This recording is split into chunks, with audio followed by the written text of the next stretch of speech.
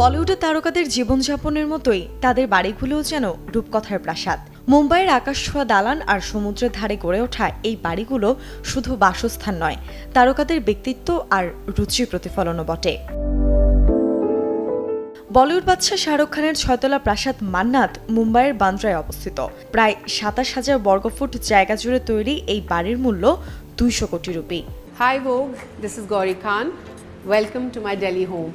বাড়িটিতে আছে জিমনেশিয়াম, গ্রন্থাগার, সুইমিং পুল ও ব্যক্তিগত প্রেক্ষাগৃহ। এই ঐতিহ্যবাহী স্থাপনাটি শাহরুখের স্ত্রী গৌরী খানের নিজের নকশা করা। বলিউডের মহাতারকা অমিতাভ বচ্চনের পারিবারিক নিবাস জলসা, যার মূল্য প্রায় ১০০ কোটি রুপি।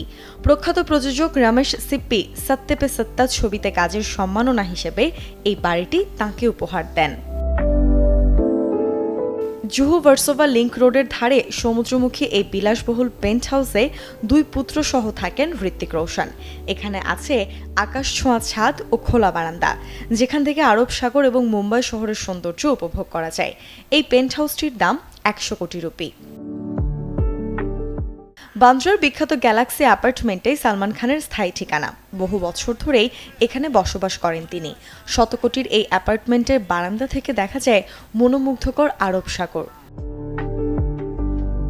সমুদ্রের ধারে অবস্থিত টুইঙ্কেল খান্না এবং অক্ষয় কুমারের বাড়িটি ক্লাসিক অথচ আধুনিক সাজে অনন্য।